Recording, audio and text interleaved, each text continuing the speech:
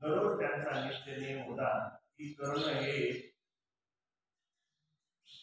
भगवान सूर्याला अर्घ्य द्यायचे. काय आता जुन्या काळामध्ये त्या ठिकाणी पूर्ण भारतीय संस्कृती जेवढे लोक त्या ठिकाणी होते ग्रामीण भागामध्ये राहायचे आणि पूर्ण देश हा सृजनास्थला होता.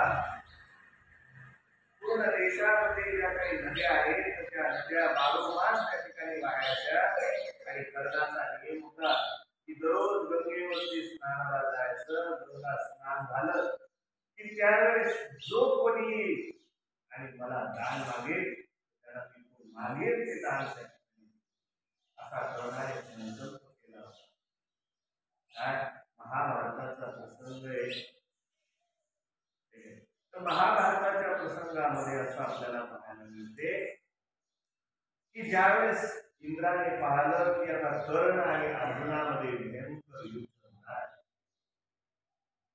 आणि त्यावेळेस इंद्राने कर्ण सकाळी सकाळी स्नानाला गेले. स्नान संध्या नंतर अर्घ्य देणं आटोपलं आणि एका ब्राह्मणाचं रूप धारण करून गेले आणि ब्राह्मणाचं रूप धारण करून गेल्यानंतर म्हणजे ओम भवतु भिक्षां देहि महाराज मला भिक्षा द्या. आणि भिक्षा मागितल्यानंतर कर्णाने महाराज सांगा तुम्हाला काय भिक्षा देऊ. सांगितलं कर्ण तुझ्या जन्मापासून तुझ्या शरीरावरती जे कवच कुंडल आहे कारण कर्णाचा जन्म हा भगवान सूर्याच्या कृपेने झाला होता आणि म्हणून जन्मजात त्याच्या कानामध्ये कुंडल होते आणि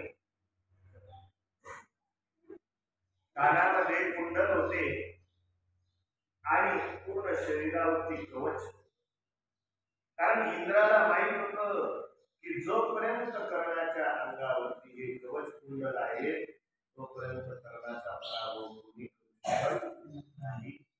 आणि अर्जुन जो आहे तो अर्जुन इंद्रपुत्र म्हणून त्या ठिकाणी ओळखला. त्यावेळी इंद्राचं आवाहन केलं पुन्हा कुंती मातेनं त्यावेळेस इंद्राच्या कृपेने तो त्या ठिकाणी अर्जुनाचा जन्म झाला.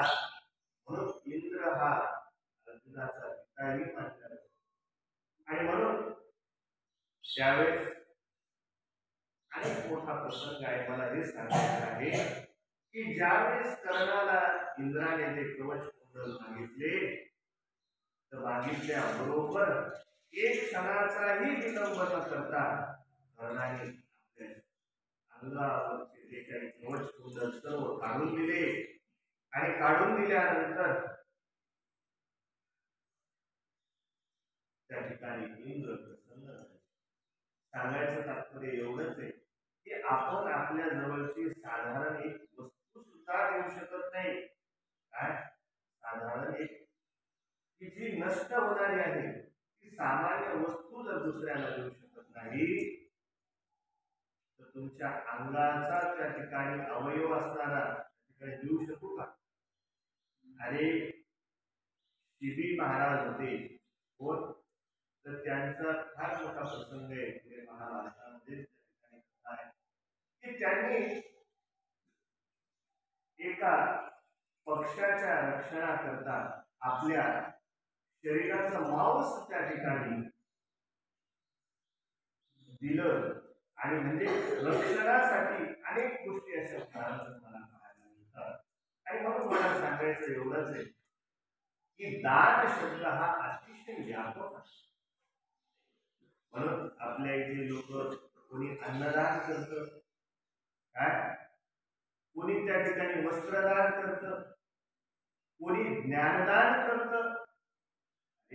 प्रत्येक जण काही ना काही दान आपल्याला करतो आणि आपण याचक आहोत है का. मग याचक म्हणून आपण जर राहिलो तर दान आपल्याला मिळत नाही. परंतु ज्या दिवशी तुम्ही मालक बनण्याचा प्रयत्न कराल मग तुम्हाला द्यावं लागेल. काय याचक म्हणून तुम्ही घेऊ शकता परंतु मालक झाले की द्यावं लागतं. आणि म्हणून सांगायचं तात्पर्य हेच आहे की स्वतःची मालकीची जी काही वस्तू आहे ती दुसऱ्याला देणे म्हणजेच दान.